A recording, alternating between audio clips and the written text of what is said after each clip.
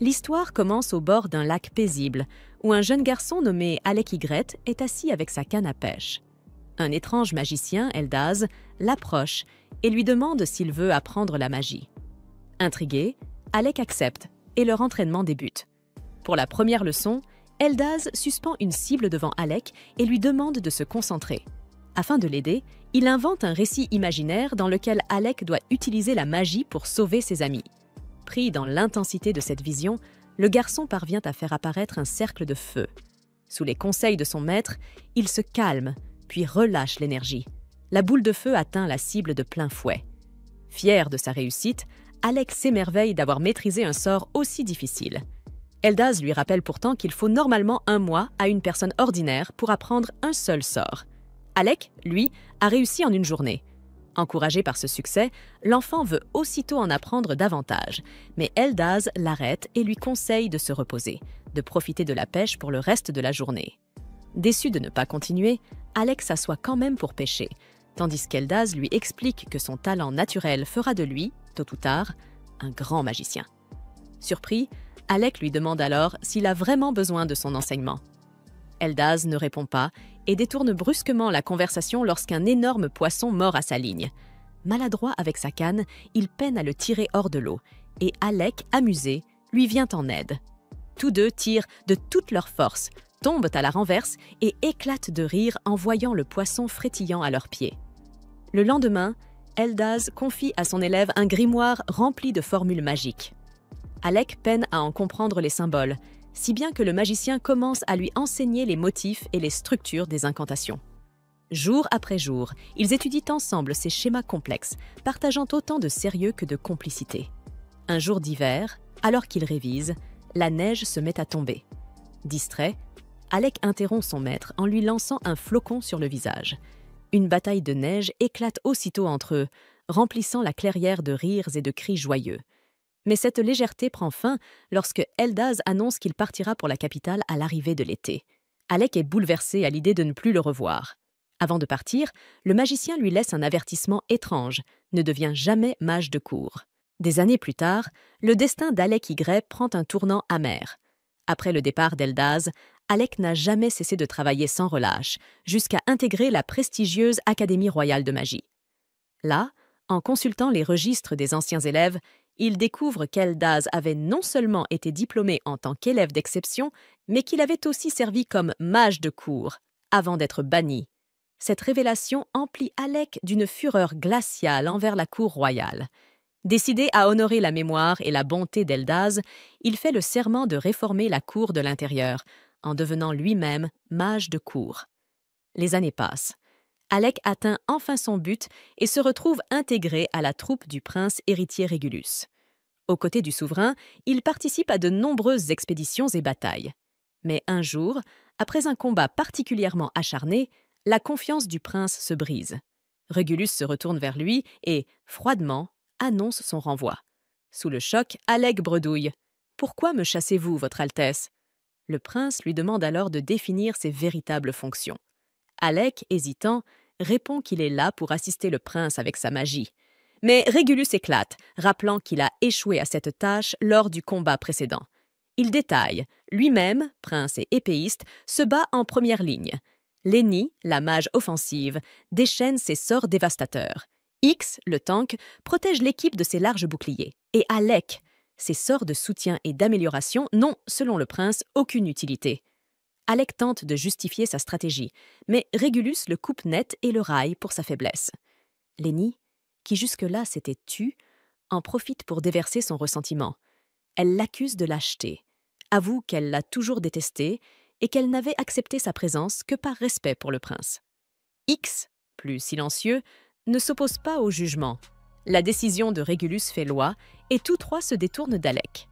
Régulus achève de l'humilier en lui lançant qu'il avait cru en lui uniquement parce qu'il était sorti premier de l'académie.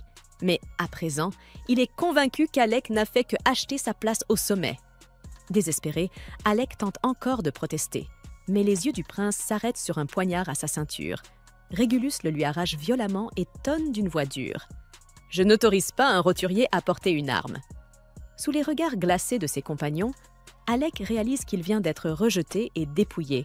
aussi bien de sa dignité. Alec baisse la voix, inquiet que quelqu'un ne les entende, et raconte à Yora toutes les humiliations qu'il a subies depuis qu'il a perdu son titre de magicien de la cour.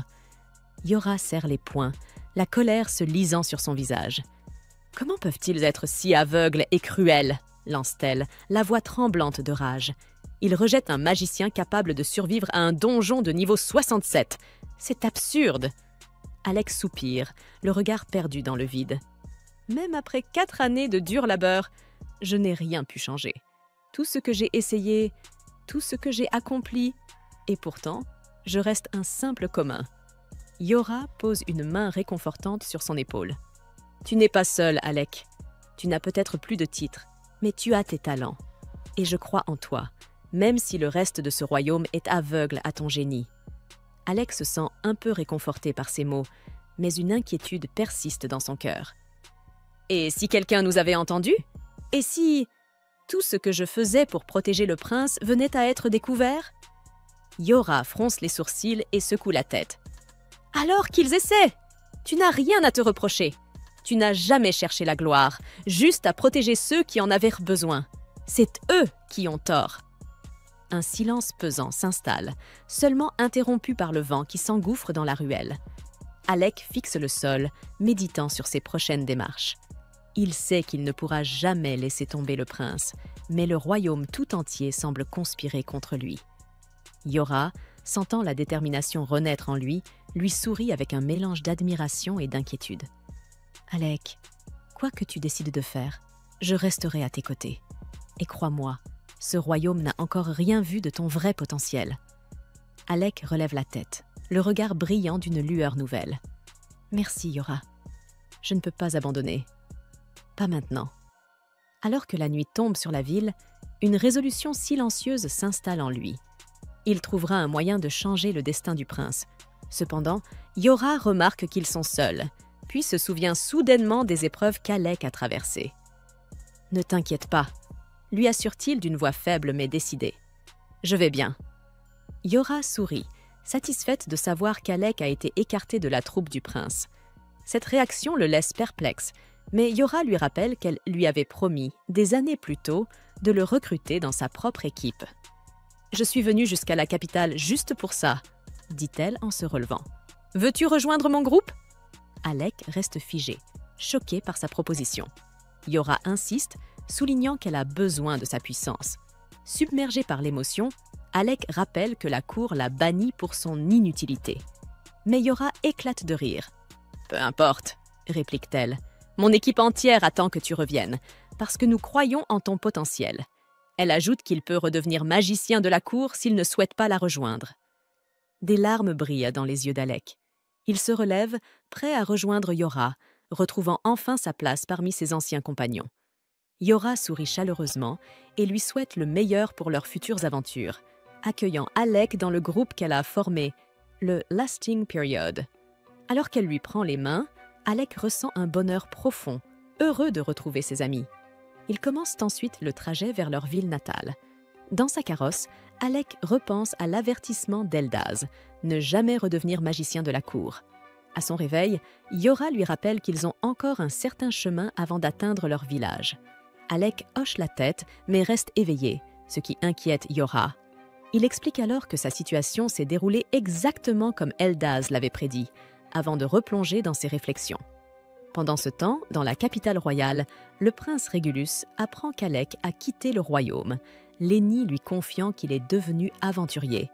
Régulus se moque de lui, l'accusant de fuir alors qu'il se proclamait le plus grand génie de l'Académie de magie. Lenny lui propose un verre pour célébrer leur nouveau membre, convaincu qu'Alec sera un atout précieux, issu de la famille noble du duc Fornius. Le prince accepte le breuvage et en prend une gorgée, tandis que Lenny le regarde, pensant qu'ils conquerront bientôt tout le donjon grâce à leur force. Alors que le prince, déjà éméché, rit avec arrogance, Alec et Yora atteignent enfin leur ville natale. Dans le carrosse, Alec se sent heureux, entouré de tant d'aventuriers, tandis que Yora lui annonce qu'ils exploreront bientôt un donjon à l'ouest de la cité. Avant de partir, Yora se souvient qu'ils doivent inscrire Alec à la guilde des aventuriers. En entrant dans la guilde, la réceptionniste les informe qu'il leur faut une licence spéciale pour explorer les donjons au-delà du niveau 30. Elle explique également que seuls les aventuriers inscrits depuis au moins 2 ans peuvent obtenir ce précieux permis. Yora, contrarié, demande pourquoi son camarade Kraja n'a pas récupéré le laissez-passer pour eux. La réceptionniste lui révèle que Kraja avait menacé la guilde pour obtenir la licence sans respecter les règles, laissant Yora complètement embarrassée. Plus tard, Yora s'assoit pour déjeuner avec Alec. Encore frustrée par l'erreur de Kraja, elle croque dans son sandwich et se plaint qu'ils ne peuvent pas attendre encore 2 ans pour explorer le 52e étage du donjon. Cependant, après avoir terminé son repas, elle se remet de sa mauvaise humeur et décide d'explorer des zones plus faciles pour le moment. Alec est surpris, mais Yora lui explique que ce sera un bon échauffement pour leurs futures aventures sérieuses. Ragaillardi, Yora se lève et dit à Alec de profiter de son temps avec elle dans la ville des donjons. Après le déjeuner, ils se dirigent vers un donjon où une nuée d'insectes monstrueux les attend. Yora lance des sorts défensifs sur Alec, qui fonce en avant pour abattre les créatures. Yora est ravie de constater leur travail d'équipe, mais note que ce donjon de départ est étrangement difficile à nettoyer. Alors que les insectes commencent à se multiplier, Alec remarque qu'un accident a dû se produire dans les étages plus profonds du donjon. Yora se protège avec un sort défensif et avance, mais Alec la prévient que ce n'est pas sûr. Confiant, elle continue, affirmant qu'Alec a perdu son ancien courage. Yora lui rappelle qu'il n'a jamais reculé devant aucun monstre et lui conseille de lui faire confiance. Alors que les monstres convergent et frappent le bouclier de Yora, Alec se sent bloqué, mais se rappelle qu'il n'est plus le magicien de la cour chargé de protéger un prince gâté. Libéré de cette pression, Alec concentre son énergie magique. Yora remarque sa détermination et Alec libère un puissant sort de feu qui réduit tous les insectes en cendres. Yora est ravie de voir revenir l'esprit combatif de son ami. Mais Alec bondit pour éliminer encore quelques insectes derrière elle. Puis, alors qu'un essaim entier commence à entourer les deux, Yora crée un grand bouclier, tandis qu'Alec concentre un puissant sort. Les insectes bourdonnent, impuissants, autour d'eux, pendant qu'Alec trace un immense cercle magique, lançant un sort dévastateur de foudre qui les anéantit tous. Soulagé que le combat soit terminé, Alec pousse un soupir, et Yora le félicite. Soudain, un énorme ver-monstre surgit du sol et attrape Yora. Sans avoir le temps de se détendre, Alec comprend que le ver est probablement la raison de la panique des insectes. Alors que Yora pend entre les dents du monstre, Alec lui rappelle qu'elle possède la magie de soutien la plus puissante de l'Académie. Elle sourit, se rappelant qu'il dispose des sorts offensifs les plus puissants pour l'aider. Avec le soutien de Yora, Alec invoque un dragon enflammé qui s'enroule au-dessus de sa baguette. Il récite un sort appelé Tornade de feu et le lance sur le ver. Le dragon engloutit instantanément le ver et réduit tout son corps en cendres, laissant Yora en sécurité dans sa bulle défensive. Après avoir atterri au sol, Yora court vers Alec, qui loue ses capacités. Yora lui dit qu'il est le magicien le plus fort du monde, et Alec accepte timidement ses compliments. Elle pense qu'Alec agit comme autrefois, se rappelant l'un des combats précédents de leur groupe. Quelque temps plus tard, le groupe de Yora affronte une hydre massive. Le chevalier tente de l'attaquer, mais sa lance rebondit sans effet sur la peau du monstre. Pour aider le chevalier à s'échapper, l'archer du groupe distrait l'hydre, mais il se met en colère qu'elle l'ait interrompu. Alors qu'ils se disputent, l'hydre crache une énorme boule de feu sur eux. Yora la bloque avec un mur de glace, mais l'autre tête du monstre lance un sort de foudre. Elle bloque la foudre avec un bouclier de terre, mais se sent épuisée de devoir gérer ces 2 attaques à la fois. Alors que la situation semble désespérée, Alec appelle tout le monde depuis l'arrière. Le groupe se sent enfin soulagé lorsqu'il combine les 5 éléments en un sort dévastateur qui transperce l'hydre puissante. Heureux de retrouver leur vieil ami, le groupe se précipite pour saluer Alec, ayant établi un record après avoir terminé le niveau 68. Ils sont excités à l'idée de s'aventurer encore plus profondément et de marquer l'histoire ensemble en tant que Lasting Periods. À l'époque où ils avaient vaincu le boss de niveau 68 et étaient revenus à l'Académie magique. Ils furent acclamés comme la meilleure promotion que l'Académie ait connue depuis longtemps, et même leur minuscule instructrice nommée Rosie savait qu'il y avait quelque chose de différent chez ces 4 étudiants, car ils semblaient se fondre parfaitement les uns avec les autres et coopéraient avec une synergie inégalée.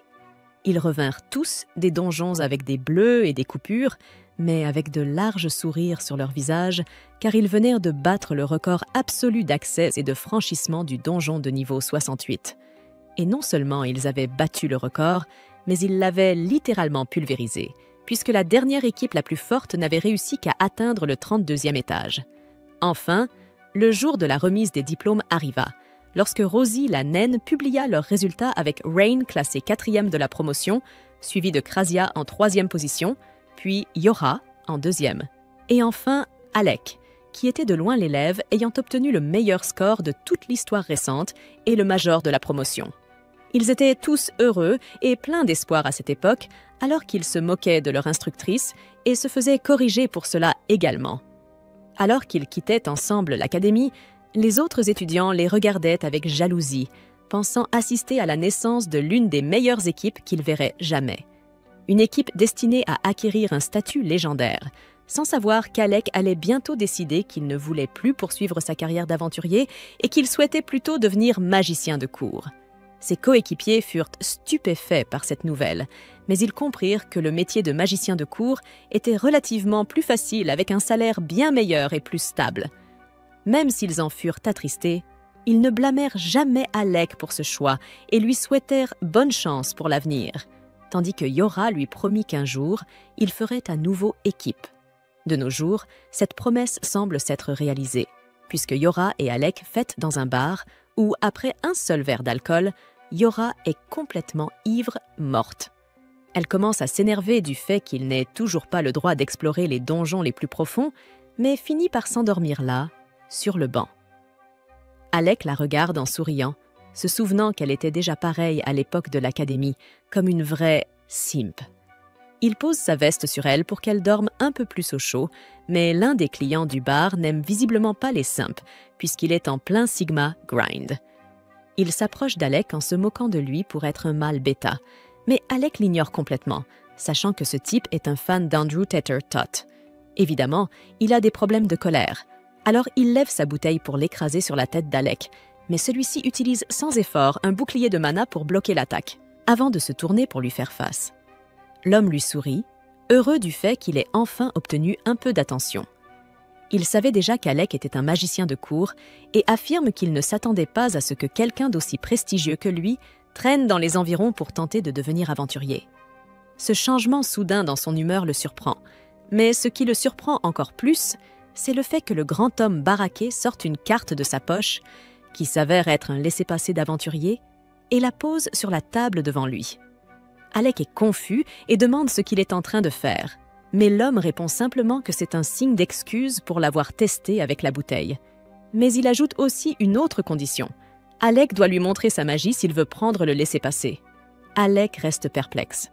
Quand soudain Yora, l'idiote, se réveille à moitié endormi et appelle l'homme « le maître de guilde », en lui demandant ce qu'il fait ici. Alec en reste sans voix, se demandant pourquoi le maître de guilde lui donnerait simplement un laissez-passer, mais l'homme semble plutôt détendu et le lui tend avant de les emmener sur le terrain d'entraînement. Il affirme qu'il s'agit de la zone d'entraînement souterraine où il teste les équipes qui souhaitent monter de niveau et que c'est ici qu'Alec devra lui montrer sa puissance. Yora affirme que ce n'est peut-être pas le meilleur moment, car Alec a bu depuis un moment, mais Alec assure qu'il lui reste encore assez de mana pour se battre. Le maître de guilde se présente officiellement à Alec sous le nom de Leviel, et cela fait immédiatement tilt dans la tête d'Alec, qui réalise que le maître de guilde est en réalité un très puissant mage ayant autrefois dirigé une équipe classée S. Le maître de guilde rit, affirmant que tout cela n'est plus qu'un souvenir flou, puis il précise les conditions, qui sont très simples. Alec doit l'impressionner par ses compétences magiques, et c'est tout. Sur ce, ils se préparent tous deux pour le duel, et Alec fait le premier pas en utilisant sa magie offensive de foudre, que Leviel esquive habilement avant d'utiliser à son tour de la magie d'eau et de lancer, apparemment, des ballons d'eau. Alec les esquive et se rend compte que le maître de guilde a l'avantage en termes de portée, il devra donc tenter une autre stratégie. Il décide de transformer le combat en affrontement rapproché, mais à sa grande surprise, au lieu de reculer, Leviel frappe le sol de ses poings et utilise une magie de renforcement sur lui-même, augmentant considérablement sa vitesse. Il fonce ensuite vers Alec, le contourne au tout dernier moment et commence à tourner autour de lui à une vitesse incroyable, avant d'essayer de lui asséner un coup de poing solide qu'Alec bloque de justesse avec son bouclier de mana. Cependant, le bouclier finit par se briser sous la force brute de l'impact et Alec est projeté contre le mur. Leviel est néanmoins impressionné par sa résistance, affirmant que peu de gens auraient survécu à un tel coup, tandis qu'Alec sort lentement du nuage de poussière. Affirmant que Leviel est bel et bien un véritable aventurier de rang S. Voyant son attitude calme et non provocatrice, Leviel est un peu confus. Il s'attendait à ce qu'Alec soit effrayé ou inquiet, mais Alec affirme qu'il oublie sans cesse qu'il n'est plus un magicien de cour, ces derniers étant liés par tout un tas de règles et ne pouvant utiliser que de la magie défensive. Puisqu'il n'est désormais plus contraint par quoi que ce soit, il peut enfin se lâcher complètement et utiliser tout son arsenal d'attaques magiques. Leviel éclate de rire à ces mots et lui dit de venir. Alec ressort alors son bâton, mais cette fois, il le transforme en lame magique. Leviel se prépare à encaisser ses attaques et lui renvoie à nouveau des projectiles d'eau. Mais cette fois, Alec parvient à esquiver le premier. Avant de trancher le suivant, il feinte une attaque frontale, ce qui pousse Leviel à faire de même. Mais tout cela faisait partie de son plan. Au moment où Leviel utilise sa magie d'auto-renforcement et fonce vers lui, Alec place un piège et le fait exploser avec un éclair avant de le traverser d'un coup de lame. Leviel reste immobile quelques instants, affirmant qu'Alec est vraiment exceptionnel puisqu'il a déjà surpassé sa magie. Mais, à la grande surprise d'Alec, Leviel n'en a pas encore fini et active sa carte maîtresse.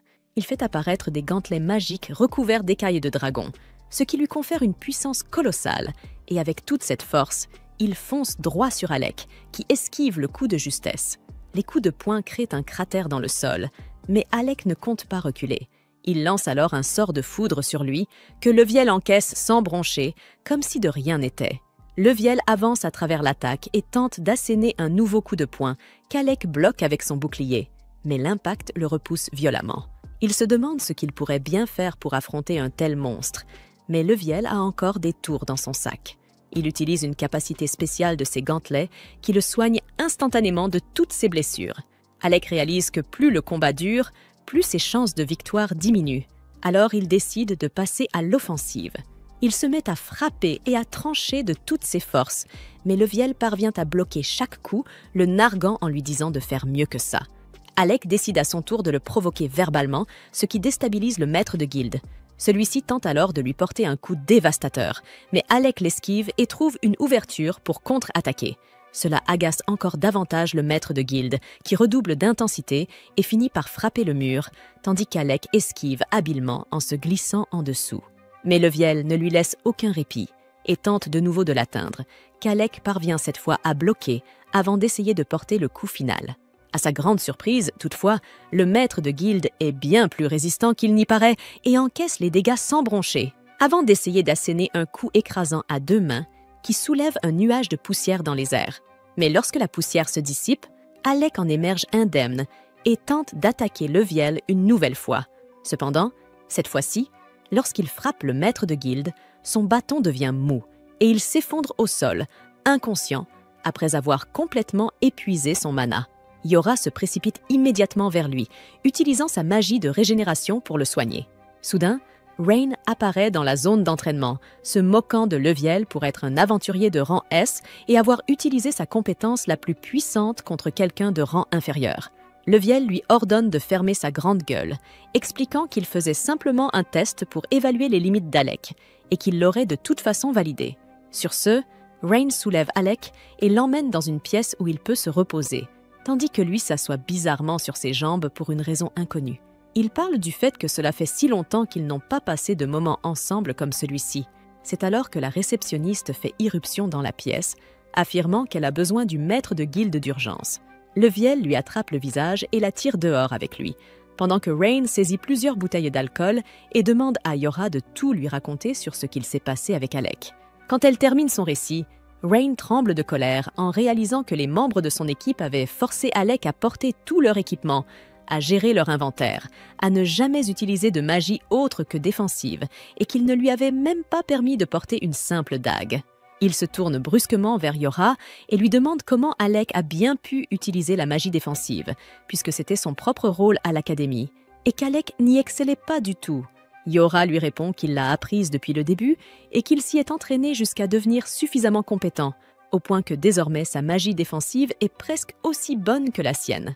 Ren réalise alors qu'après tout ce temps passé à jouer les gardes du corps du prince héritier, ils l'ont quand même banni en le traitant de bon à rien. Sous l'effet de la rage, il finit par briser la bouteille qu'il tenait dans ses mains, ce qui réveille Alec. Ce dernier est un peu surpris de voir Ren ici, tandis que Yora s'exclame joyeusement que le maître de guilde lui a donné le laissez-passer.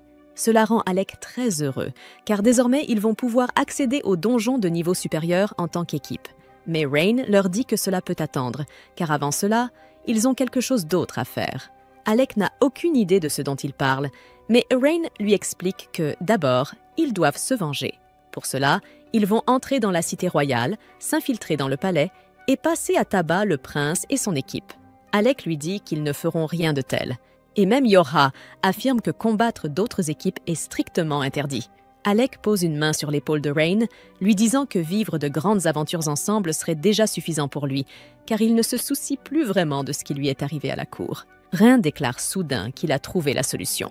Tout ce qu'ils ont à faire, c'est de devenir la plus puissante équipe du monde. Cela mettrait le prince en rogne à 100%, et si un jour leur royaume se retrouvait dans une situation critique, ils seraient forcés de demander l'aide de la plus forte équipe du monde. Et ce serait incroyablement satisfaisant de leur dire non en face. Alec réalise que c'est le meilleur compromis possible, alors il accepte l'idée de devenir la plus puissante équipe du monde. Pendant ce temps, dans une autre pièce, une aventurière de rang S nommée Krista est grièvement blessée. Elle respire difficilement pendant que la réceptionniste lui applique des bandages sur le corps. Le maître de guilde n'a pas l'air amusé par la situation, car si une équipe de rang S a des ennuis, cela signifie que toute la guilde est en danger. Krista dit à Leviel que son équipe est toujours coincée et qu'ils ont besoin de toute l'aide possible. Le maître de guilde convoque immédiatement une réunion d'urgence, appelant tous les aventuriers classés pour leur expliquer qu'ils vont partir en mission de sauvetage au 64e étage. Dans la chambre d'Alec, celui-ci finit par croiser Krasia après longtemps. Ces deux personnalités semblent s'être très bien développées. Elle lui demande pourquoi il n'assiste pas à la réunion, mais Alec répond qu'il n'est pas un aventurier classé, donc il est resté en arrière. Elle lance aussitôt un sort de soin qui guérit complètement Alec en un instant. Ce qui me fait me demander pourquoi diable ils utilisent encore des bandages sur Krista alors qu'ils peuvent simplement lancer de la magie de soin. Quoi qu'il en soit, Yora et Rain entrent dans la pièce. Et Rain se met à hurler d'excitation en annonçant qu'ils vont partir pour une mission de sauvetage. Ils mettent Alec au courant des événements, expliquant que le donjon est un peu différent, car à cet étage, il est impossible d'utiliser la magie, on dépend donc entièrement des potions, et puisque l'équipe de rang S a été complètement anéantie, ils ont dû envoyer Krista seule chercher de l'aide.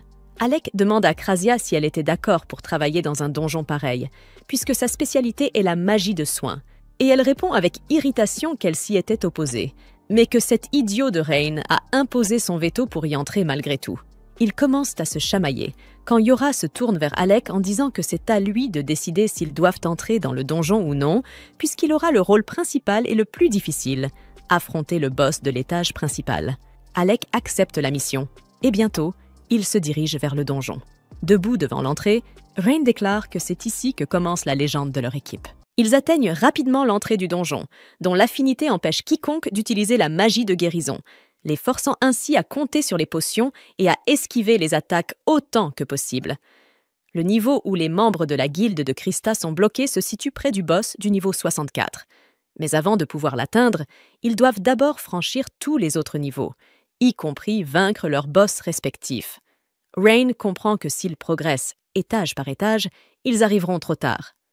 Cependant, Yora sort un cristal magique, affirmant que Krista le leur a confié. Grâce à lui, ils peuvent ignorer tous les autres niveaux et se téléporter directement au niveau 64. Alex se rend compte qu'il doit s'agir d'un objet magique extrêmement rare et précieux. Mais Krista, davantage préoccupée par le sauvetage de ses coéquipiers, n'hésite pas à offrir ses cristaux à l'autre groupe pour qu'ils atteignent directement le niveau visé. Yora leur explique que le boss du niveau 64 est apparemment un mort-vivant, ce qui signifie que Krasia sera pratiquement inutile. Et comme elle-même est une mage de soutien, la majeure partie du combat reposera sur Alec. Rain lui conseille d'économiser autant que possible sa mana et de le laisser s'occuper des ennemis mineurs. Il ne veut pas qu'Alec se retrouve à court d'énergie magique devant le boss mort-vivant. Krasia acquiesce, les avertissant que, dorénavant, ils vont littéralement combattre la mort elle-même et qu'ils doivent être extrêmement prudents puisque même une équipe de rang S a été anéantie ici. Au lieu d'être découragé, Rain se sent plus vivant que jamais et les motive, affirmant que c'est ici que commence la légende de leur équipe héroïque. Sur ces mots, Yora lance le cristal magique en l'air et ils se téléportent aussitôt dans le donjon au niveau 64. Ils se retrouvent dans une caverne sombre et humide. Aussitôt, une horde de squelettes morts-vivants surgit du sol, brandissant boucliers et épées. Rain n'a pas la moindre peur. Il dégaine sa lance et se jette dans la mêlée. Il attaque les squelettes devant lui, les éliminant plusieurs à la fois avec aisance, tout en déclarant que, pour l'instant, le niveau 64 semble plutôt facile. Les autres observent en silence, tandis qu'une nouvelle vague de squelettes émerge de l'ombre et s'avance vers eux.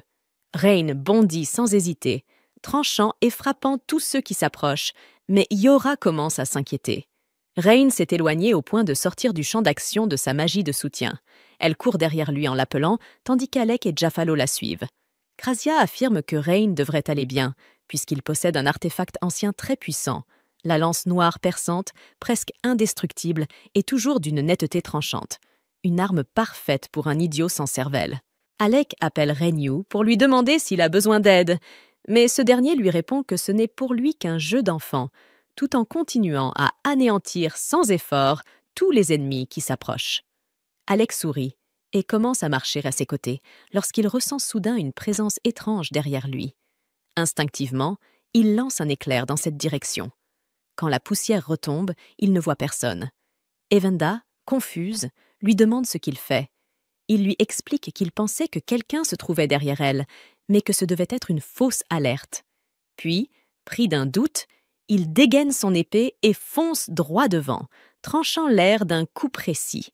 Aussitôt, sa lame est bloquée par une entité invisible qui se révèle être la faucheuse.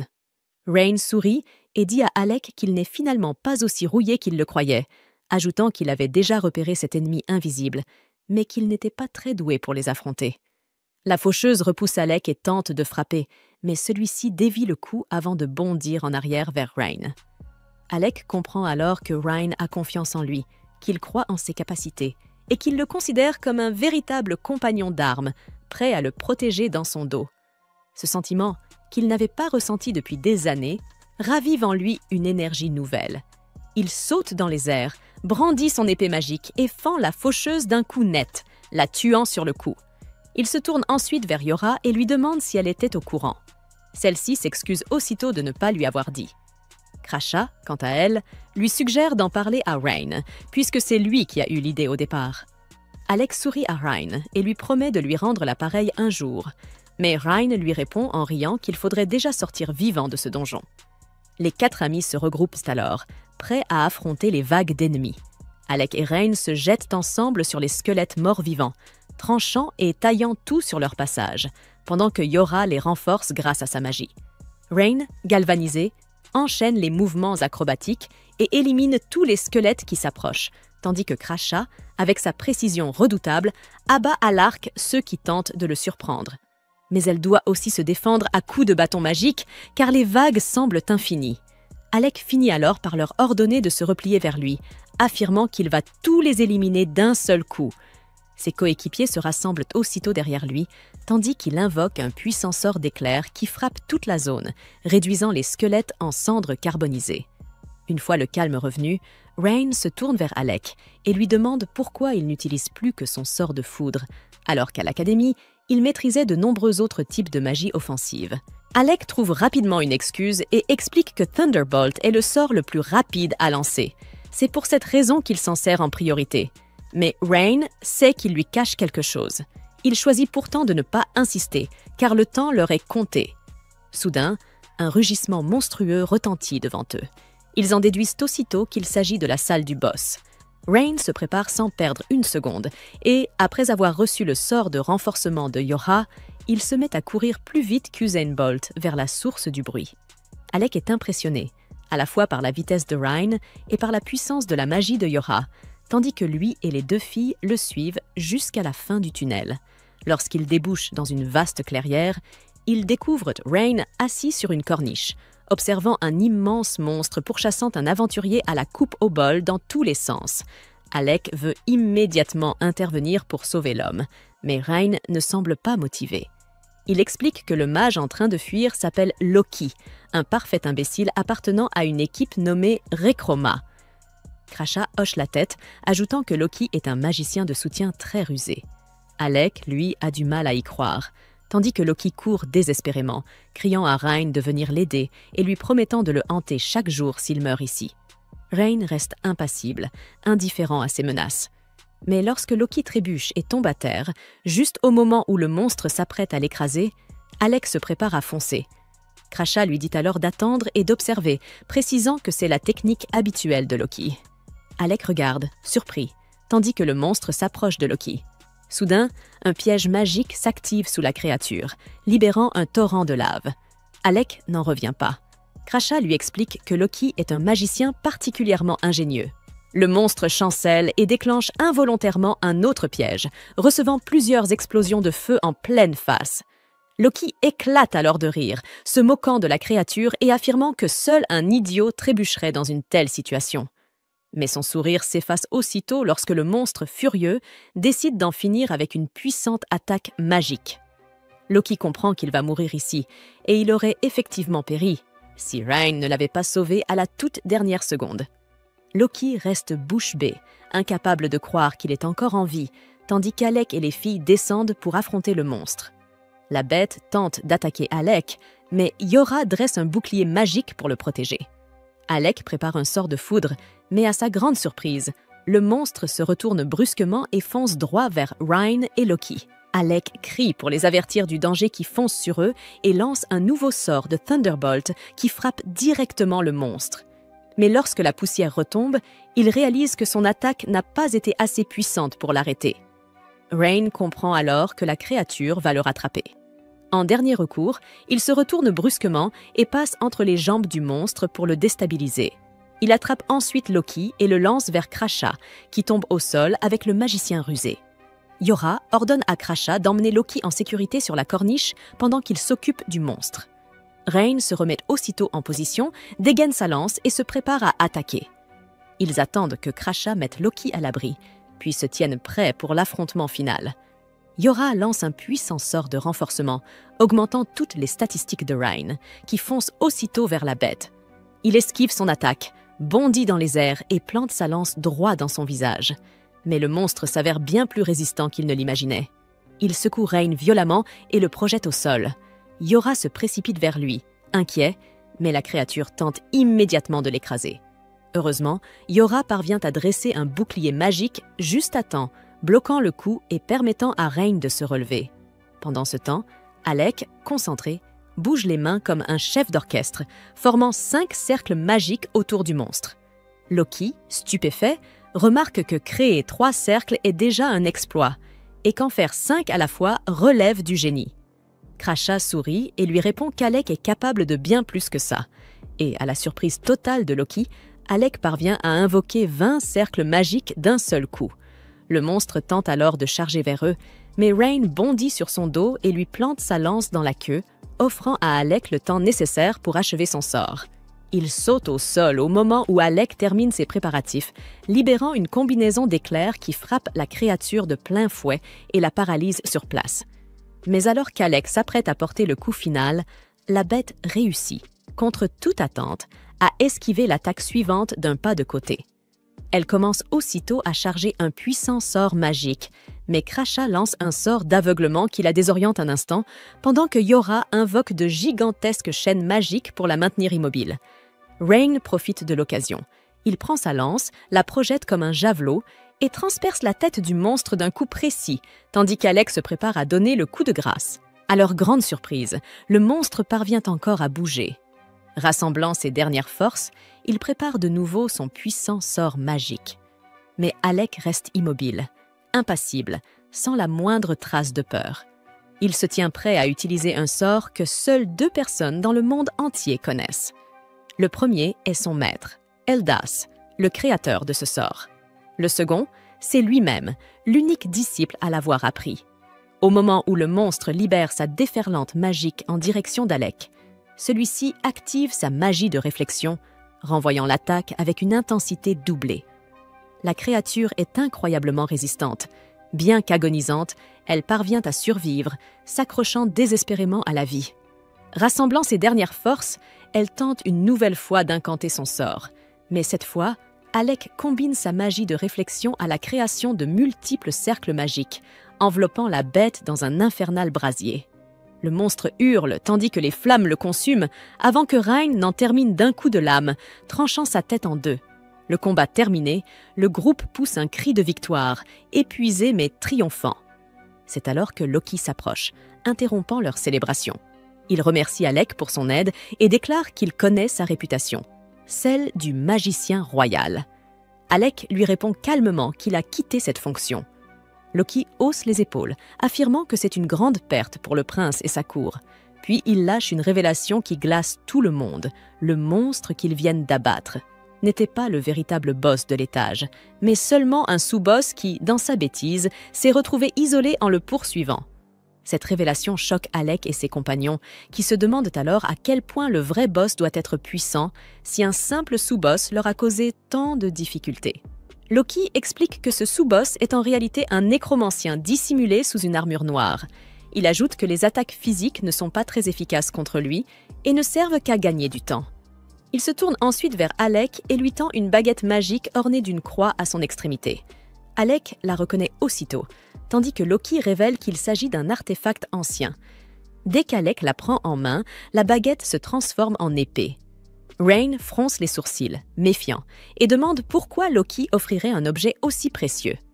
Loki se contente de rire, expliquant qu'il compte utiliser Alec comme appât à l'avant-garde. Tous restent stupéfaits et confus, mais Loki poursuit.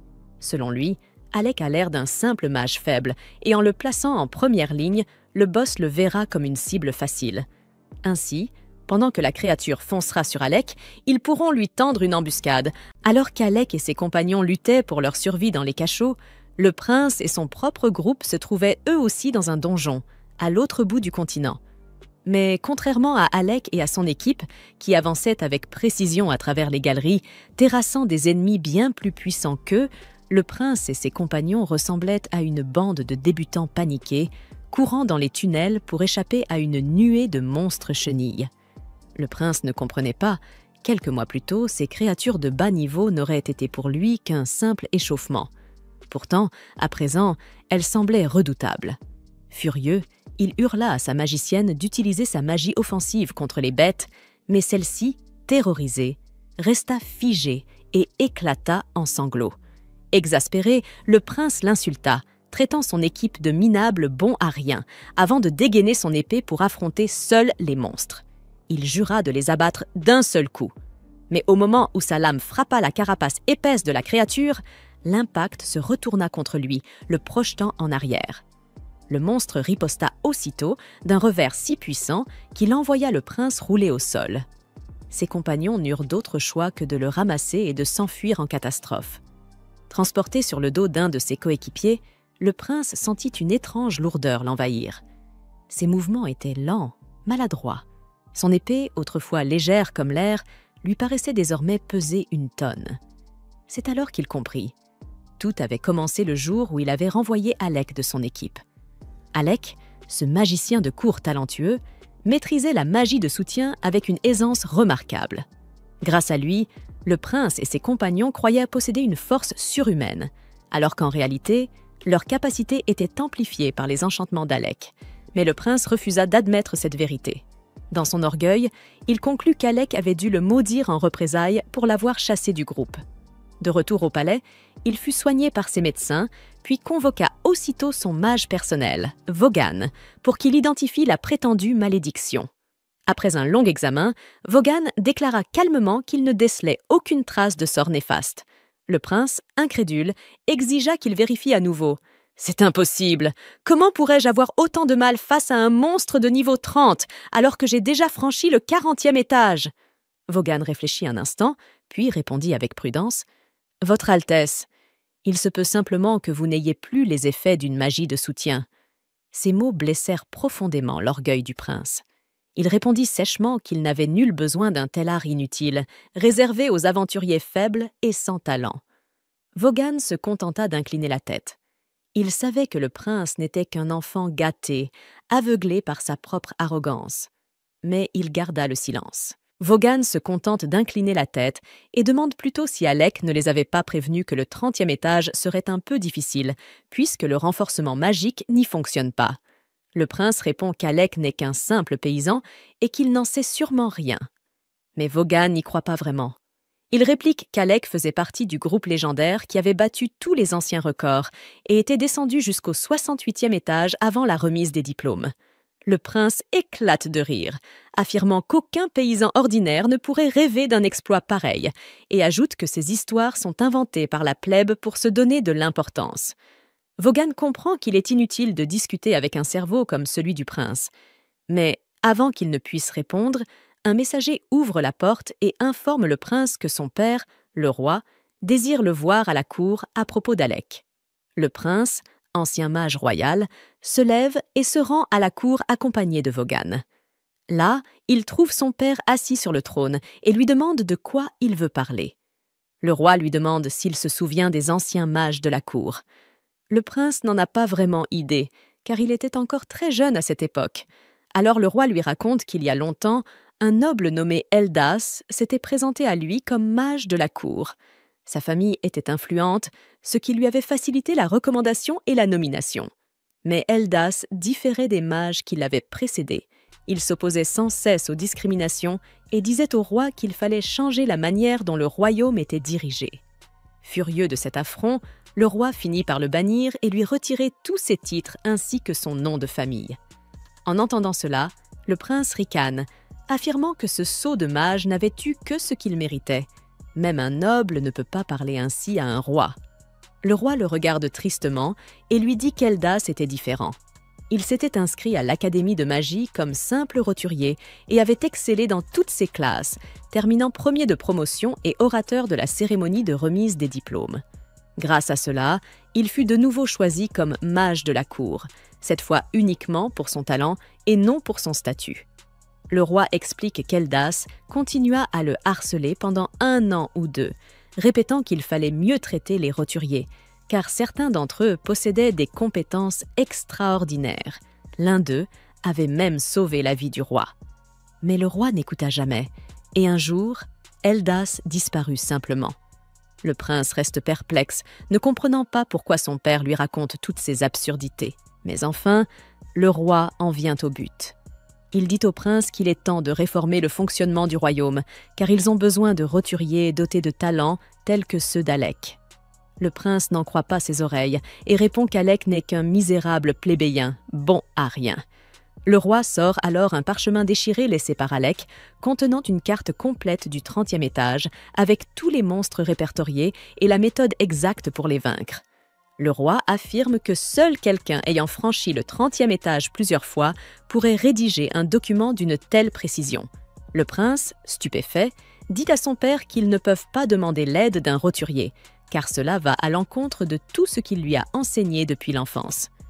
À ces mots, le roi baisse la tête, honteux, et admet que ses propres voix ont été erronées à bien des égards, mais qu'il compte les corriger une à une.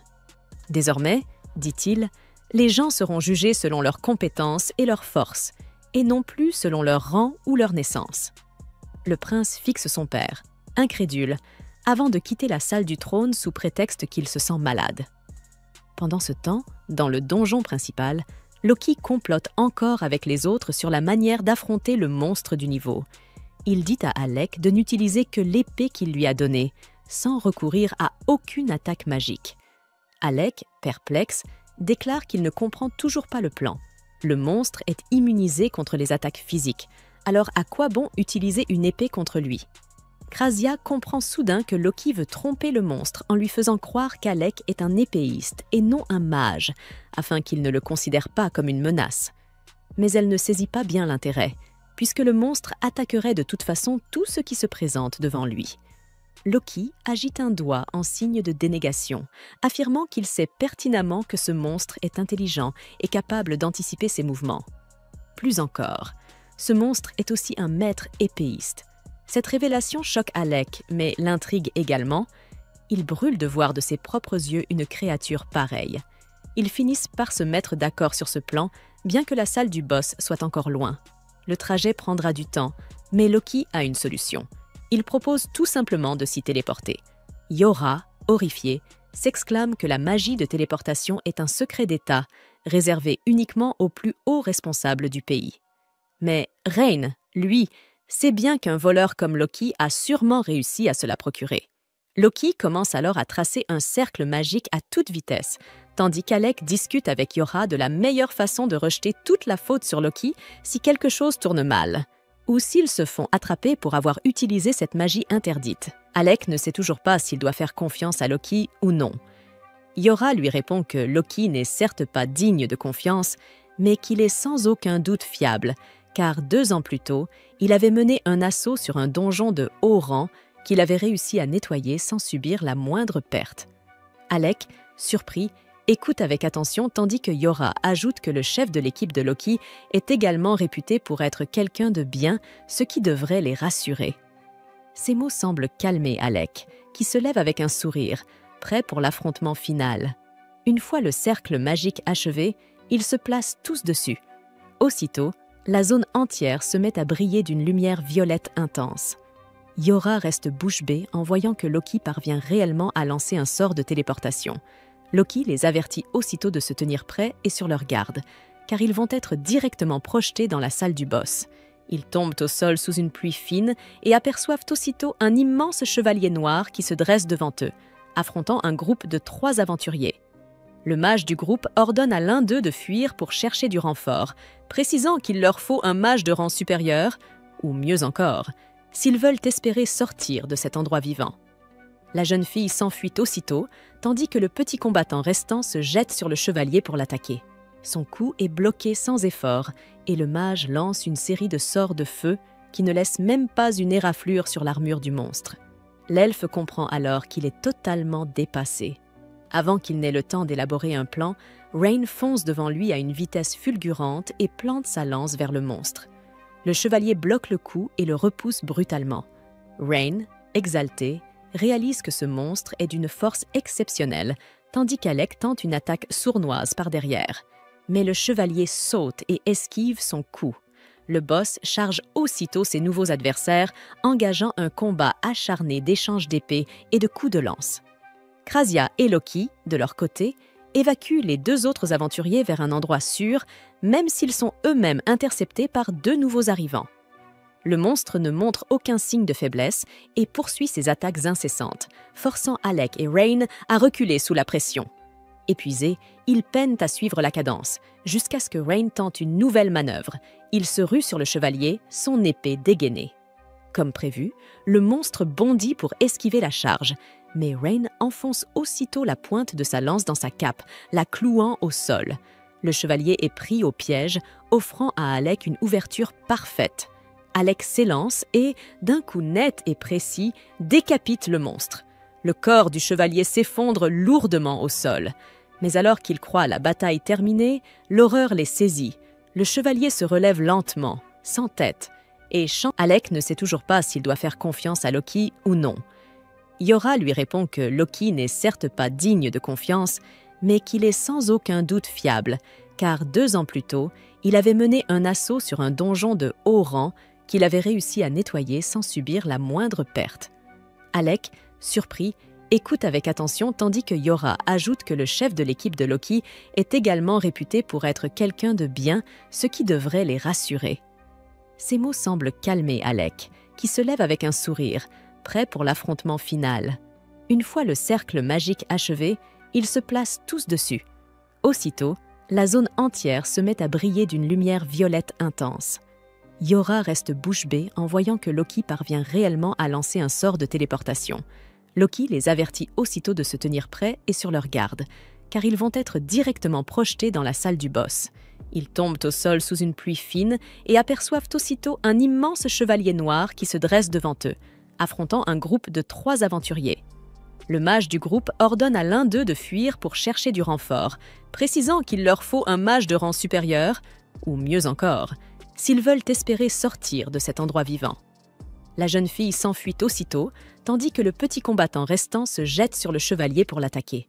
Son coup est bloqué sans effort, et le mage lance une série de sorts de feu qui ne laissent même pas une éraflure sur l'armure du monstre.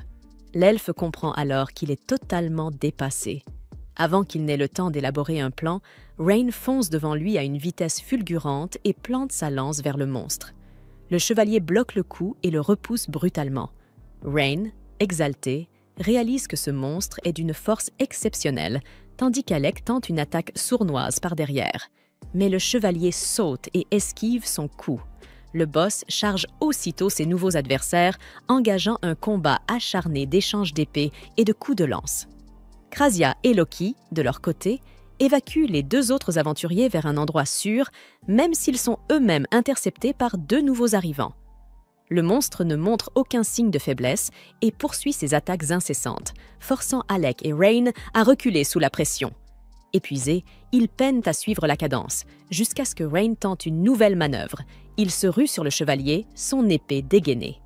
Comme prévu, le monstre bondit pour esquiver la charge, mais Rain enfonce aussitôt la pointe de sa lance dans sa cape, la clouant au sol.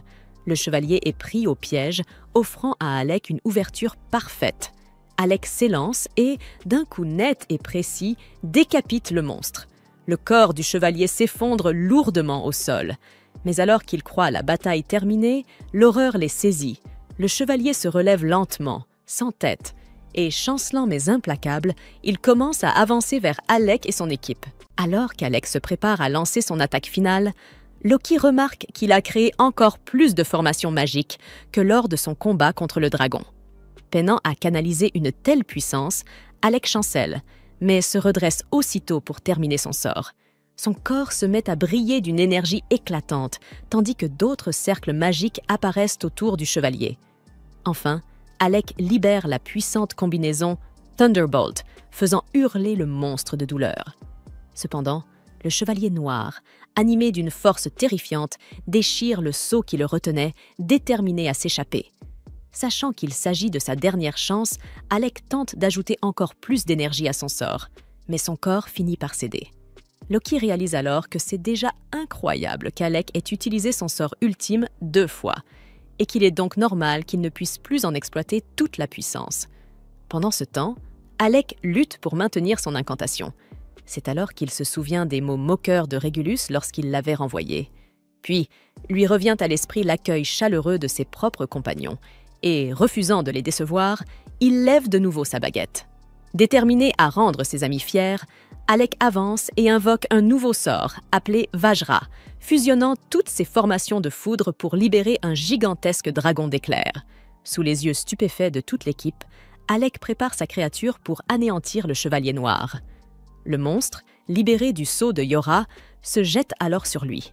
Alec libère aussitôt son dragon, qui s'élance dans un rugissement et avale la bête métallique, réduisant son corps en fragments de lumière.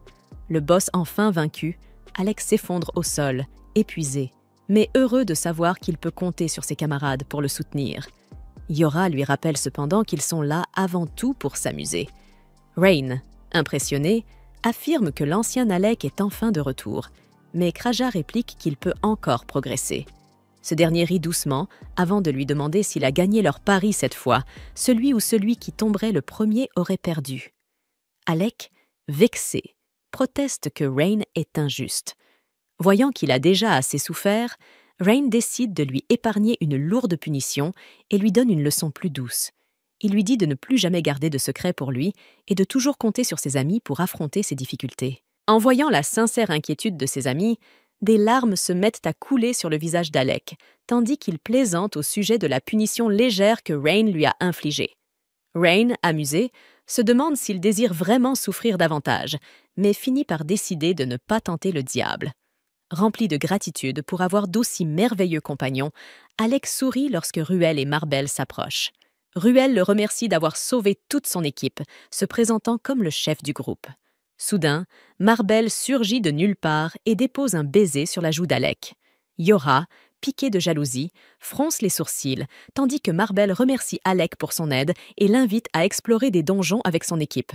Yora rappelle aussitôt, d'un ton possessif, qu'Alec fait partie de son équipe, tandis que Loki ne peut s'empêcher de féliciter Alec pour sa performance impressionnante. Lorsque Loki les remercie de lui avoir sauvé la vie, Reign et Krasia commencent à le taquiner, exigeant qu'il leur offre quelque chose en retour. Sous la pression, Loki finit par céder, en se demandant pourquoi ces deux-là aiment tant s'allier pour le harceler.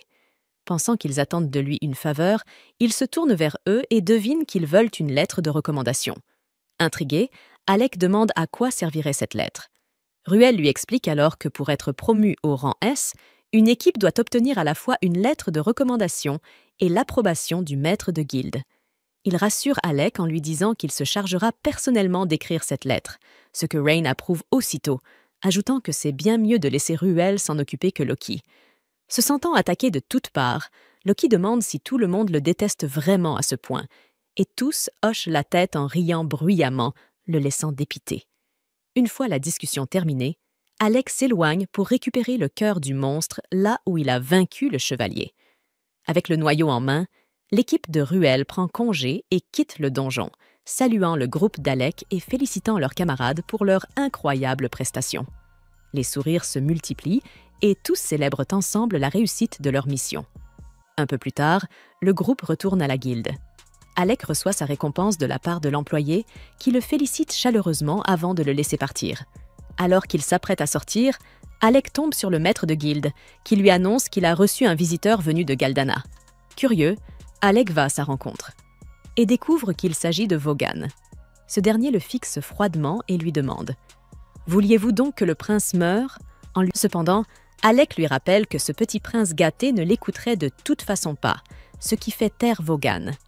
Alec lui demande ensuite si le prince a un nouveau magicien de cour. En riant, il explique que le sale gosse a été remis à sa place au 30e étage du donjon. Vaughan raconte qu'il avait été engagé pour enseigner au prince et servir de garde du corps, mais qu'il s'est vite lassé de son arrogance. En comprenant qu'il s'agissait donc du garde du corps du prince, Alec devine que Régulus se trouve lui aussi à la guilde. Il demande à Vaughan où se trouve le prince en ce moment, et celui-ci répond qu'il s'est réfugié dans l'arène de la guilde pour éviter de le croiser. Alec lui demande alors de le guider jusqu'à lui, car il a encore des comptes à régler avec Régulus. Pendant qu'ils descendent ensemble vers l'arène souterraine, Vaughan s'interroge sur l'origine de l'attitude rigide du prince vis-à-vis de la noblesse. Alec estime que c'est tout à fait normal pour des nobles d'agir comme des snobs prétentieux, ce qui pousse Vaughan à soupirer d'exaspération. Surpris, Alec lui rappelle qu'il est lui-même un noble, mais Vaughan répond qu'il se moque des titres vides de sens et qu'il déteste la mentalité de Régulus. Peu après, il pénètre dans l'arène, où Alec aperçoit le prince debout au milieu d'un nuage de poussière. Quand Régulus se retourne, il fixe Alec d'un regard dur et lui révèle ce que le roi lui a dit. Alec est surpris d'apprendre que ce roi si strict souhaite en réalité réformer sa cour, mais Régulus affirme qu'il n'acceptera ce changement que parce que son père l'a ordonné. Il pointe un doigt accusateur vers Alec, en criant que les roturiers indignes ne devraient pas côtoyer les nobles bénis des dieux. Submergé par ses émotions, Régulus s'énerve et saisit Alec par le col. Les larmes aux yeux, il hurle sa frustration, convaincu d'avoir été trahi. Alec, calme mais ferme, lui répond qu'il ne peut pas comprendre ses sentiments, mais que tout est de sa faute pour n'avoir jamais voulu l'écouter. Régulus devient furieux, mais Alec le repousse sèchement, ajoutant que s'il l'avait écouté, il n'aurait jamais été humilié dans le donjon. Aveuglé par son orgueil, le prince refuse toujours de reconnaître ses torts. Il pose une main sur sa poitrine, qui se met à briller d'une lumière magique, et invoque ses armes pour défier Alec en duel. Régulus déclare à Vaughan qu'il ne croit pas que le roi ait raison, et ce dernier hoche la tête en silence. Le prince conclut qu'il fera changer d'avis le roi s'il parvient à vaincre Alec et à prouver ainsi la supériorité des nobles. Après son annonce, Régulus fonce sur Alec, qui pare aisément ses attaques. Alec est surpris de le voir manier 2 épées jumelles, et le prince lui explique qu'il s'agit simplement d'un ancien artefact. Il lui rappelle qu'il avait lui-même conseillé d'abandonner son épée lourde. Alec confirme.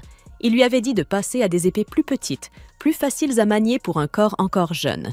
Mais malgré ce changement, le prince finit par s'écrouler au sol, tandis qu'Alec esquive son assaut sans effort. Observant cette soudaine ardeur, Alec demande à Vaughan s'il l'a encouragé à agir ainsi. Le garde du corps lui répond calmement qu'il voulait que Régulus voie de ses propres yeux la force d'un roturier, puisqu'il refusait obstinément de la reconnaître. Piqué au vif, Régulus se jette à nouveau sur Alec, qui bloque chaque coup avec sang-froid, tandis que le prince frappe désespérément. Vaughan révèle alors qu'il avait promis à Régulus qu'il gagnerait son respect s'il passait à l'action, même s'il échouait. Fou de rage, Régulus concentre sa magie dans une attaque spéciale, destinée à briser la garde d'Alec. Mais le magicien dévie encore l'assaut sans peine. Épuisé, Régulus comprend enfin qu'Alec renforce ses capacités grâce à la magie de soutien. Il se souvient que, lorsqu'ils exploraient les donjons ensemble, il ne se fatiguait jamais, car la magie d'Alec le protégeait en silence durant toutes ses folies. Alec répond simplement qu'il ne faisait que son devoir. Mais Régulus avoue qu'après l'avoir expulsé, il est retourné seul dans le donjon et qu'il s'est fait battre à chaque fois. Humilié par ses défaites répétées, il finit par lire les notes qu'Alec avait laissées. Bien que cela ait blessé son orgueil démesuré, il reconnaît que ces notes étaient parfaites, détaillées et d'une logique implacable. Il avoue que cela l'a rendu fou de voir qu'Alec pouvait même prévoir ses réactions dans les situations dangereuses, au point de le croire presque génial. Pourtant, malgré cette reconnaissance, Régulus déclare qu'il veut toujours le vaincre. Il le met au défi de se battre sérieusement. Alors, le magicien invoque enfin. Cette fois, Alec devient sérieux et rappelle au prince qu'il est parfaitement capable de l'écraser s'il le veut. Avant de passer à l'action, il lui demande calmement si le roi pense vraiment que leur royaume a besoin de changer. Régulus finit par avouer que son père teste les capacités des nobles et des roturiers, et que l'expédition dans le donjon n'était en réalité qu'une expérience. Le prince, humilié, comprend qu'il n'était qu'un simple sujet d'essai pour son père. Alec, lui, réalise enfin pourquoi le roi s'était toujours montré bienveillant envers lui toutes ces années. Régulus lui demande alors s'il est satisfait de cette révélation. Alec lui répond qu'il pensait autrefois avoir perdu des années de sa vie au palais, mais si le roi a fini par changer d'avis, cela signifie que ses efforts et les luttes d'Eldaz n'ont pas été vains. En entendant ces mots, le prince reste bouche bée, tandis qu'Alec sourit avec sincérité. Puis, il serre la garde de son épée, prêt à mettre un terme au duel. En une fraction de seconde, il apparaît devant Régulus et lève son arme. Le prince gâté, pris de panique, ferme les yeux. Mais Alec désarme simplement ses 2 épées sous les yeux de Vaughan. Lorsque la poussière retombe, Régulus, au sol, fixe Alec avec stupeur. Furieux, il lui demande pourquoi il ne l'a pas frappé, s'il l'a épargné par pitié. Il crie, se souvenant de toutes les fois où il l'a humilié sans raison, et s'interroge. « Pourquoi n'es-tu pas en colère contre moi ?» Mais Alec reste silencieux, tandis que le prince éclate en sanglots. Régulus, perdu, sent tous ses idéaux s'effondrer. Il ne sait plus ce qui est juste, ni ce qu'il doit faire désormais. Désespéré, il songe même que s'il mourait, son père regretterait peut-être sa décision. Mais en voyant le regard plein de compassion d'Alec, il comprend qu'il n'a aucune issue honorable. Alors, dans un murmure brisé, il lui demande « Que dois-je faire maintenant ?» Alec laisse échapper un rire sincère. Il s'excuse aussitôt, expliquant qu'il ne s'attendait pas à ce que le prince lui demande un jour des conseils de vie. Puis il ajoute, avec un léger sourire, « Tu sais, au début, moi aussi, je voulais te frapper, me venger de tout ce que tu m'as fait subir. Cependant, voyant le prince pleurer et lui demander de l'aide, Alec ne peut s'empêcher de rire devant l'absurdité de la situation. Puis, pour répondre à Régulus, il avoue qu'il ne sait pas quoi faire. Comme il dépend toujours des autres et que la vie est imprévisible, Alec explique que même lui a du mal à savoir quelle est la bonne décision à prendre. Il ajoute néanmoins que le prince ne devrait pas chercher de réponse chez les autres et qu'il doit apprendre à décider par lui-même ce qu'il convient de faire. À ces mots, Régulus se calme et comprend qu'il doit trouver ses propres réponses. Puis il demande un objet à Vaughan qui lui tend la robe de magicien de la cour. Régulus offre la robe à Alec en disant qu'il lui a été retirée injustement. À ce moment, Vaughan lui montre également une lettre venue du palais royal et Alec demande si c'est un ordre du roi. Vaughan explique qu'il s'agit en fait d'une demande du roi, mais Alec refuse de prendre la robe. Il déclare au prince qu'il ne veut pas quitter ses amis et qu'il ne redeviendra jamais magicien de la cour. Il lui conseille d'adresser ses salutations les plus chaleureuses au roi. Le prince, désabusé, lui lance la robe et abandonne Alec. Régulus se retourne pour partir, se traitant lui-même de perdant total pour avoir été refusé par le roi. Alec, avec un léger sourire, réplique qu'il est déjà un roturier inutile, donc il n'a pas grand-chose à perdre. Enfin, Régulus déclare qu'il déteste Alec, et ce dernier répond qu'il ressent la même chose. Entendant cet accord, le prince s'éloigne, mais cette fois avec un sourire aux lèvres. Vaughan se retourne pour suivre son jeune maître, tandis qu'Alec éclate de rire, sentant le fardeau mental s'envoler enfin. Quelque temps plus tard, l'équipe se repose tranquillement dans sa chambre, lorsque Alec demande si tout le monde est libre. Ren, Krasia et Yora répondent qu'ils ont du temps, alors il leur propose de lui faire visiter la ville. Mais à la simple mention d'une promenade touristique, Ren se plaint soudainement d'un mal de ventre, tandis que Krasia se souvient qu'elle a quelque chose d'urgent à faire. Alec, visiblement contrarié, comprend très bien qu'ils inventent des excuses pour ne pas sortir avec lui. Malgré tout, ils l'ignorent et s'en vont, laissant Yora toute rouge de gêne, consciente qu'ils essaient de lui laisser du temps seul avec Alec. Alec en profite pour lui proposer de sortir tous les deux, affirmant qu'il souhaite simplement explorer la ville. Yora, confuse et troublée, accepte finalement de lui servir de guide. Ils commencent leur visite par la rue des Aventuriers, un lieu animé rempli d'étals, vendant toutes sortes d'équipements et d'objets utiles. Yora le met en garde contre les arnaques, précisant que beaucoup de marchands vendent de la pacotille. À peine a-t-elle fini de parler qu'un vendeur lui propose une pilule étrange, censée augmenter sa puissance de combat pendant 10 jours entiers. Malgré ses beaux conseils, Yora se fait avoir comme une enfant à qui l'on offre des bonbons et s'apprête déjà à acheter la pilule. Heureusement, Alec intervient juste à temps, la tire de la boutique et lui interdit de gaspiller son argent. Il lui conseille plutôt d'envoyer Rain et Krasia faire les courses à sa place. Mais Yora se souvient immédiatement de la dernière fois qu'elle leur a confié cette mission. Au lieu d'acheter les objets dont elle avait besoin, les deux imbéciles sont revenus avec des babioles inutiles, dilapidant tout son argent. Alec soupire profondément, réalisant qu'il voyage avec les enfants les plus intelligents du monde. Mais toujours des enfants. Puis, il remarque le sac que tient Yora et lui propose d'acheter lui-même les fournitures. Elle le remercie chaleureusement et tous deux entrent dans un petit café accueillant pour se reposer un moment. Installé à une table, Alec demande à Yora pourquoi Rain et Krasia détestent autant Loki. Elle sourit maladroitement et explique qu'ils se sont disputés avant que Rain n'obtienne son artefact ancien. Yora lui demande s'il se souvient du style de combat téméraire de Rain, et Alec hoche la tête. Elle poursuit en disant que, malgré sa fougue sur le champ de bataille, Rain a toujours eu le réflexe de nettoyer et d'entretenir son arme avec soin. Elle lui raconte ensuite qu'il y a 2 ans, leur groupe explorait un donjon lorsqu'ils sont tombés sur une équipe de rang A en difficulté. Heureusement, Loki et Rywell étaient également venus prêter main forte, ce qui leur permit de vaincre le dangereux boss de l'étage. Cependant, Rain fut blessé en protégeant les membres les plus faibles de l'équipe et il tenta de dissimuler sa blessure pendant qu'il continuait le combat. Après la victoire, il voulut rentrer malgré sa blessure, mais s'effondra sur le chemin du retour.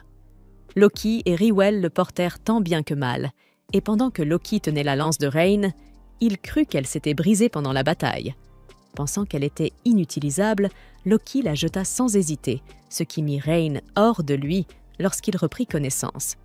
Yora explique qu'à son avis, tout aurait pu bien se terminer, puisque Loki avait sincèrement cru se débarrasser d'une arme cassée. Mais, malheureusement, il ajouta que Rain accordait trop d'importance à un objet jetable, ce qui acheva d'enflammer la colère de Rain. Depuis cet incident, les 2 hommes ne se supportent plus. Alec comprend enfin la raison de la rancune de Rain envers Loki, mais se demande pourquoi Krasia ne l'aime pas non plus. Yora rit doucement et lui avoue que Krasia le trouve simplement agaçant, ce qui fait éclater de rire les 2 compagnons. Après leur café, ils repartent explorer le marché. Un peu plus loin, Yora aperçoit un rare bracelet elfique, capable d'amplifier la puissance magique de son porteur. Elle le désire ardemment, mais le prix est bien trop élevé pour elle. Alec lui propose alors de le lui offrir et elle reste stupéfaite qu'il soit prêt à dépenser autant d'argent pour elle. Il lui explique que, puisqu'elle est la chef de l'équipe, il est logique qu'elle devienne plus forte, car cela profiterait à tout le groupe. Touchée par ces mots, Yora accepte le cadeau avec un grand sourire. Ils continuent à parcourir la ville tout le reste de la journée, découvrant ses nombreux charmes et attractions. Plus tard, au crépuscule, ils admirent ensemble le magnifique coucher du soleil.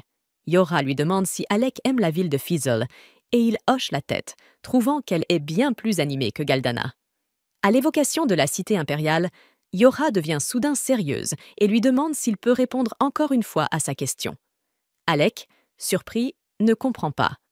Alors, elle lui avoue que, depuis le jour où elle lui a demandé de rejoindre à nouveau leur équipe, elle se sent coupable, pensant lui avoir volé son poste de magicien de cour. Yora se demande s'il est vraiment heureux d'être avec leur groupe ou s'il se sent obligé de les suivre.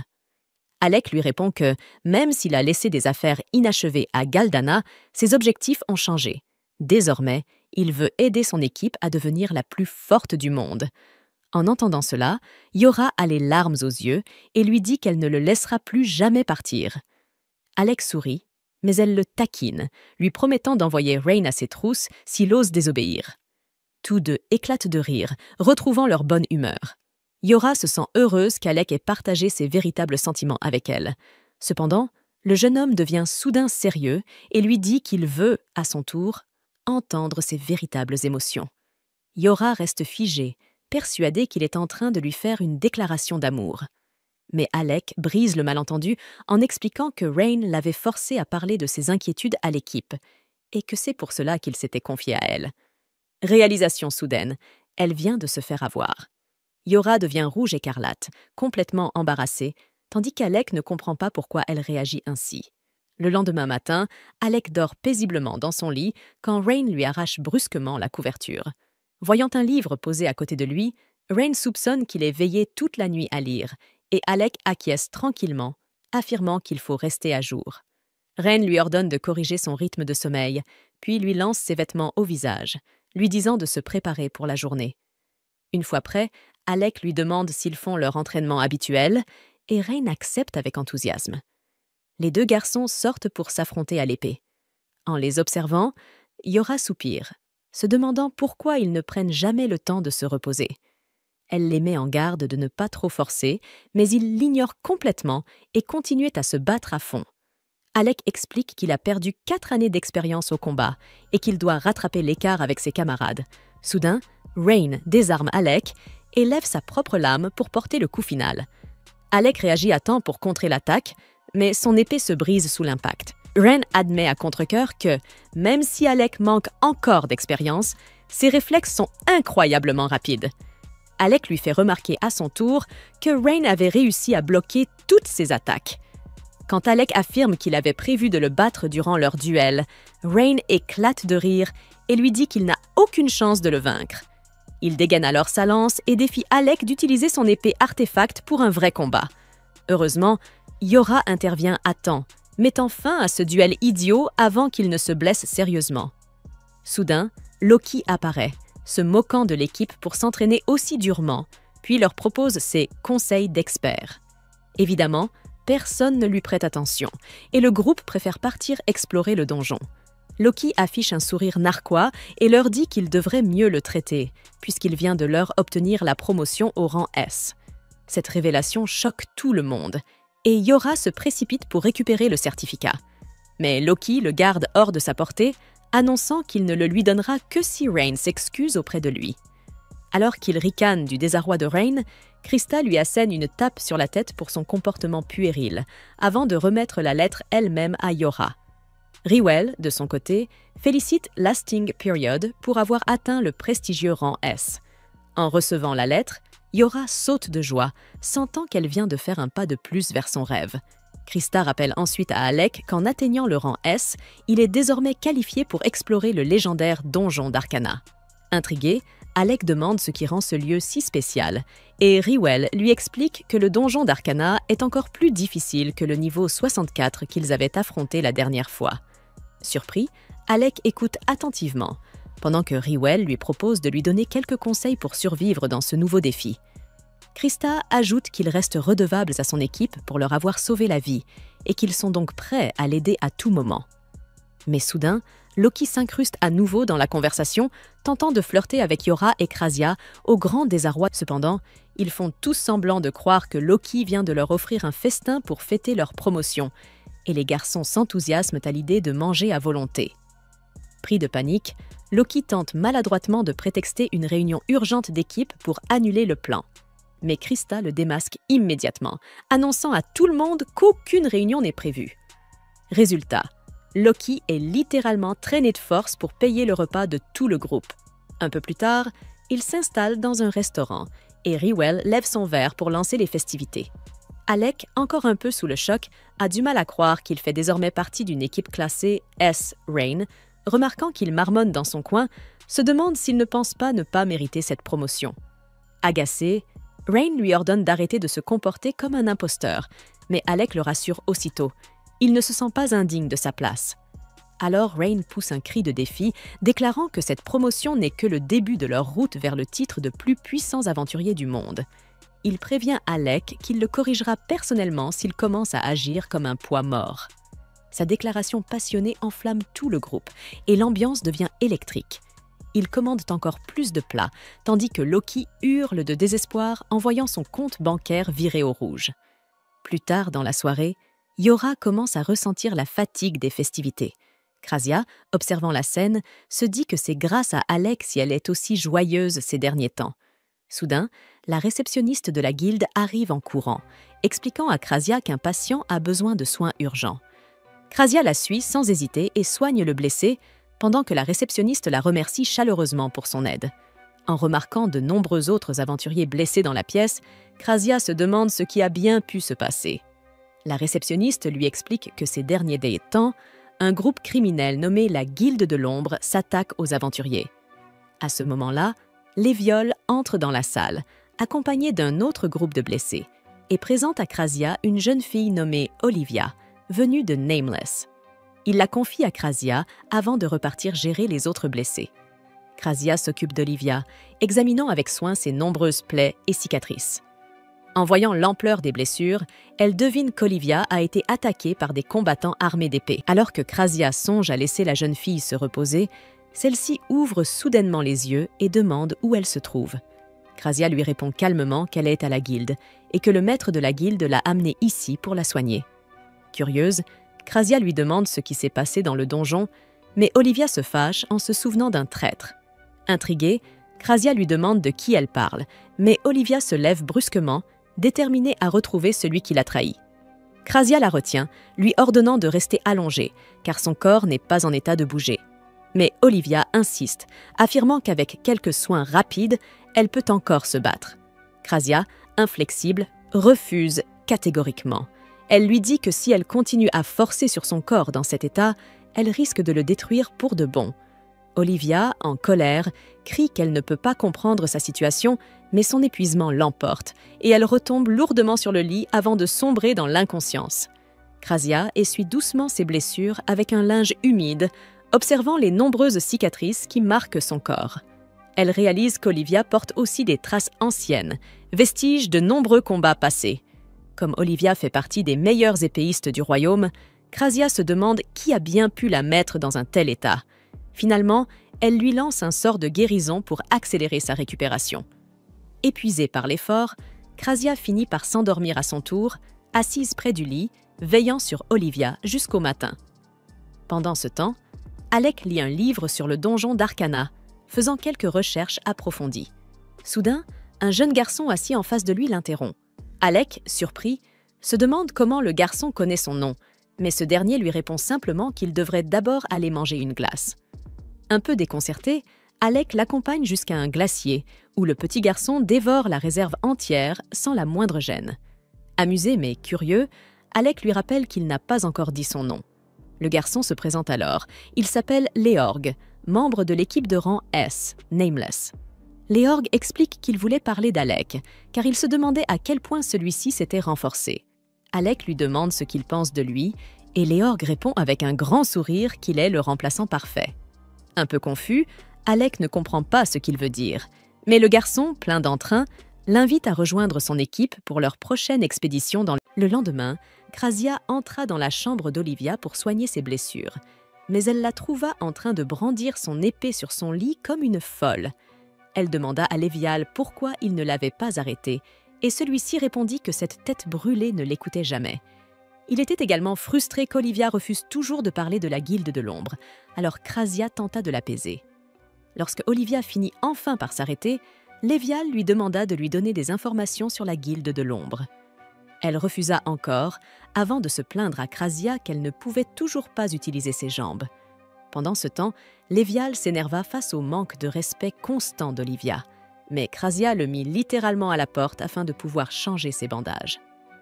Une fois seule avec elle, Krasia utilisa sa magie de guérison, puis enveloppa les jambes d'Olivia de bandages propres. Lui assurant qu'elle pourrait remarcher après encore un peu de repos, Olivia se demanda pourquoi Krasia ne lui posait pas, elle aussi, des questions à propos de la guilde. Krasia lui expliqua simplement qu'elle ne voulait pas la mettre mal à l'aise.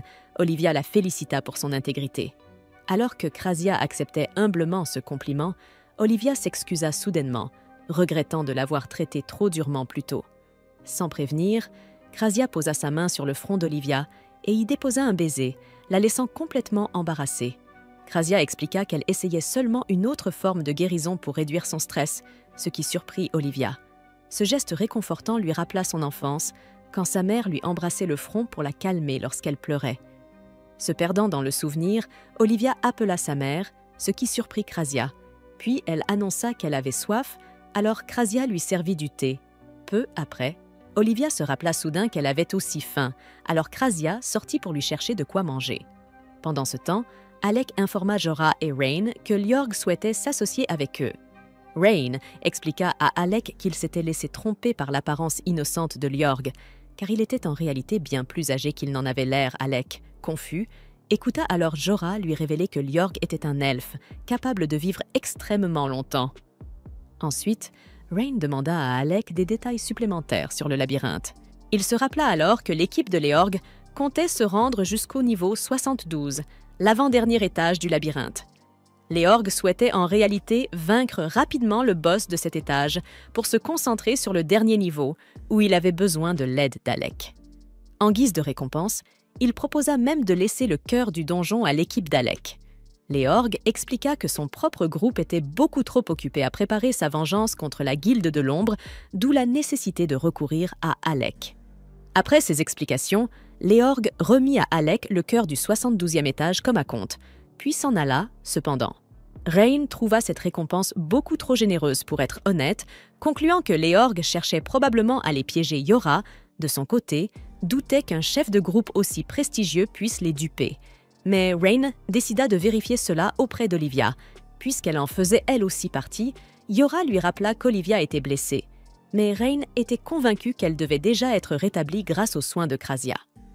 En se dirigeant vers la guilde, Rain se demanda comment une combattante de rang S, comme Olivia, avait pu être blessée par la simple Guilde de l'Ombre soudain. La réceptionniste, Misha, sortit en courant. Jorah lui demanda ce qui n'allait pas, et elle leur expliqua qu'il était arrivé quelque chose de grave à Krasia. En entrant, ils trouvèrent Krasia boitant et s'appuyant contre les murs pour avancer. En voyant Alec, elle s'effondra dans ses bras et lui expliqua qu'on l'avait droguée. Jorah et Rain accoururent également, et elle leur annonça qu'Olivia s'était échappée de sa chambre. Krasia pensait qu'elle était partie au labyrinthe, mais Rain déclara qu'il se moquait bien de ce qu'elle devenait furieuse.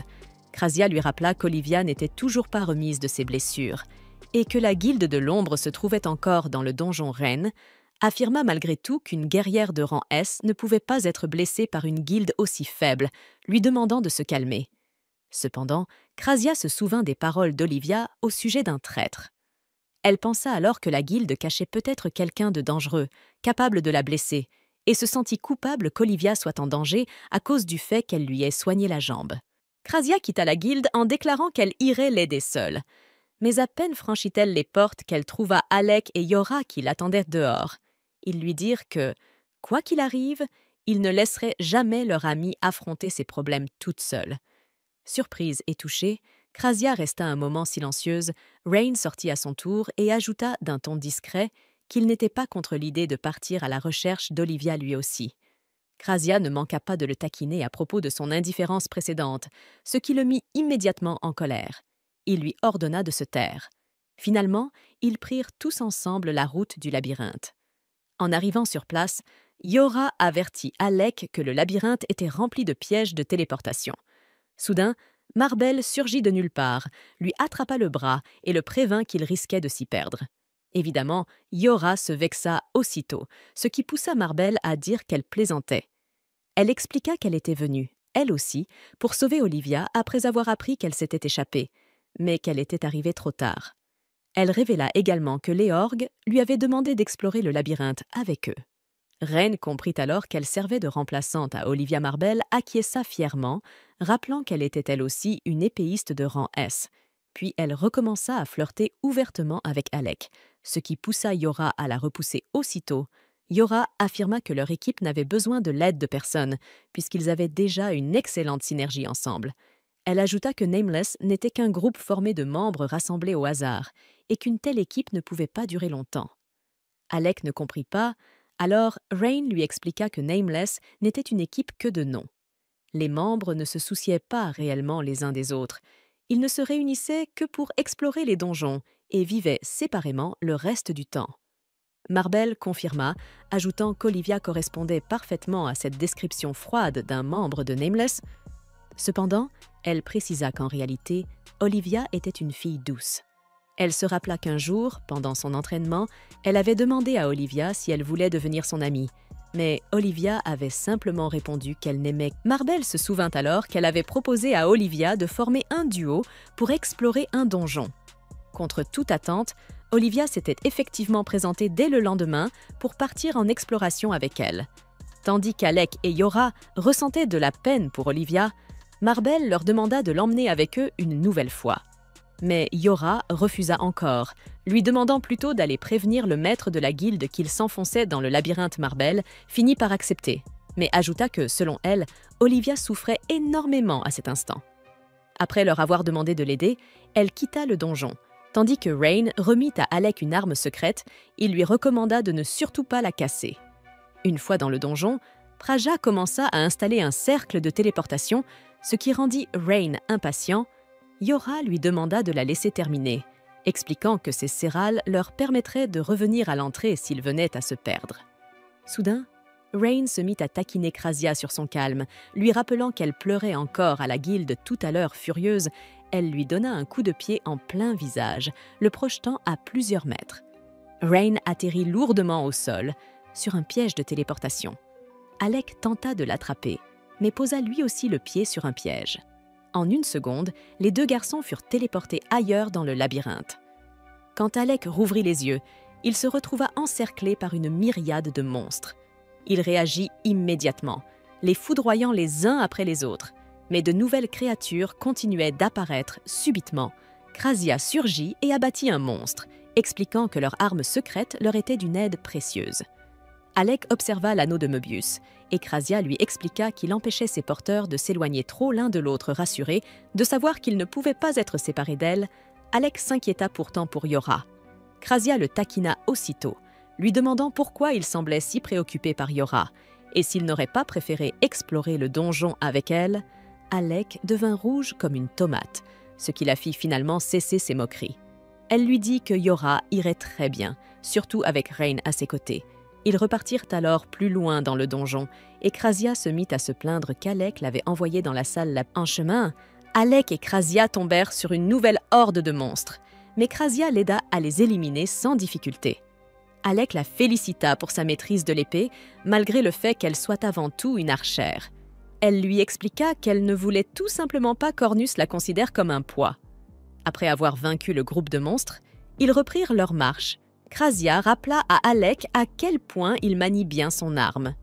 Elle remarqua cependant qu'il ne pouvait pas combattre aussi efficacement sans utiliser sa magie de soutien. Alec rit, conscient que son secret venait d'être découvert. Krasia ajouta qu'il lui serait impossible de cacher ses sorts de soutien sans atteindre le niveau de Yora. Mais Alec répondit qu'il ne pourrait jamais rivaliser avec elle. Soudain, Alec s'arrêta, ce qui surprit Krasia. Il venait d'apercevoir un bandage ensanglanté au sol. il en conclut qu'il se rapprochait sûrement de l'endroit où se trouvait Olivia. Pendant ce temps, Yora et Rain fuyaient une immense armée de monstres. Yora demanda à Rain pourquoi il avait pensé qu'ouvrir une porte au hasard était une bonne idée. Rain répondit simplement qu'il aimait les mystères.